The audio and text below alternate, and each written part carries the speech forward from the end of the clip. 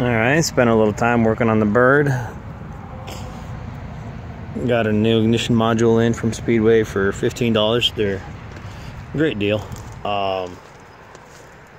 They're local here to Lincoln, so I swung by and grabbed it. Come with a new harness, so that was pretty good. And I put my other one, it was still working, so I put it away as a spare. Put in a 1/2 inch extension right here because those caps, I don't have one on me, but they're garbage. They disintegrate, whereas these hoses, they last a while. So I cut a little bit off of this one, which I did on one of the road trips, and went ahead and put it on there. I'm running into an issue, which is not good. So full of oil.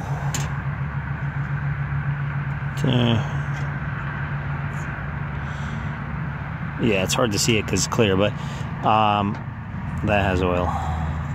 It's got 7 quarts in it because I put 5 in. I didn't drive it any. I've run it though. And they discontinued the alternator, the one that was making all kind of crazy noise. Well, it was lifetime warranty, so I went ahead to get it replaced, and they said, here's some change and another alternator, which is cheaper, but it's a double pulley alternator, which doesn't quite line up with that spacing, but it's close enough to not throw belts. And so I'm very happy with that. My bracket's busted, so I had to make some sort of crazy concoction. Yeah, but belts are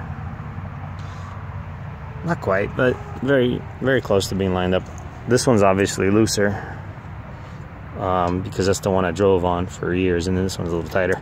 But together on a moderate setting, they work pretty well. While I was at Speedway, I also bought a fuel pump because mine's 4 years old and they're only warranted to a year. Alcohol eats them up, and even though they're rebuildable, they're built in a way that they're not to be rebuilt ever, so that kind of sucks. You can clock them, you could do all kind of stuff, but they're unlike the old Carter pumps, which is that's what this is based on. They're not rebuildable. They don't sell rebuild parts, nothing. So sucks, but every few years I guess you got to go buy a pump if this is the one you want. Not a fan of that, but it is what it is. But I did that because we smelled fuel in the oil when we changed the oil, so this is the 3rd oil change since we first fired it up.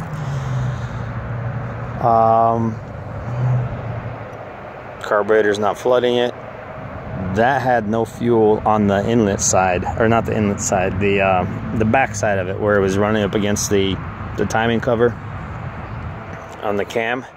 Nothing, no fuel, which is why I thought my oil had fuel in it. So that wasn't it, because a failing pump will have fuel. In this case, it wasn't quite failing, but it would have sometime this year.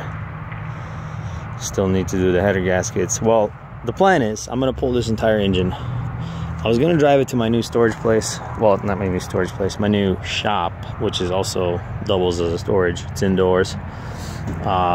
And go through the entire car, floors, everything. We got to pull the engine. But some bad news is it's no longer 50 psi. So, okay, we're neutral.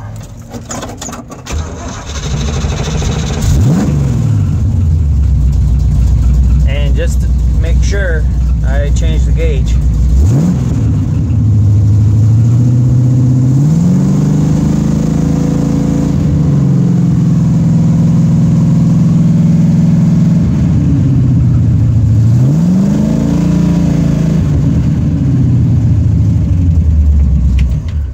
Anyways, there's no rod knocklet yet, but there will be if I keep up. So I'm not driving it over to the place. I'm gonna get it towed. Or me and John are gonna bring it over. I don't know, we'll see. It's still gonna get the love it deserves and needs.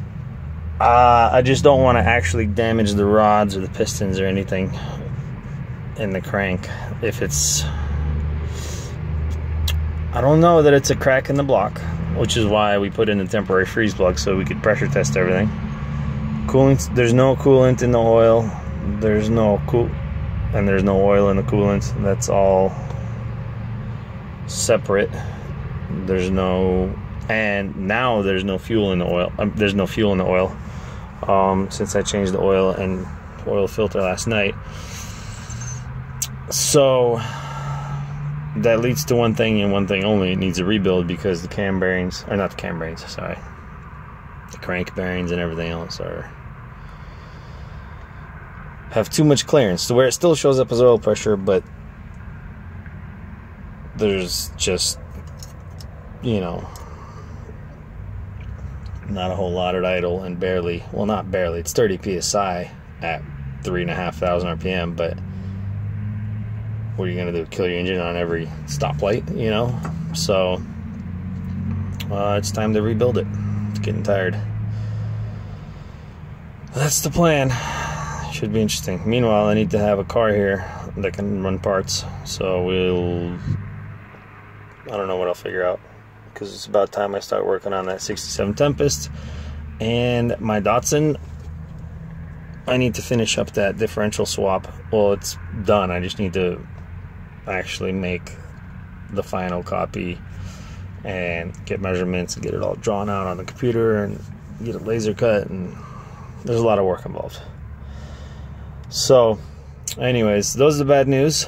Good news is that everything runs. Block seems okay. Bad news is the bearings let go. So it is what it is. We're not gonna mull over it. We're just gonna get to work and see what we can do about it.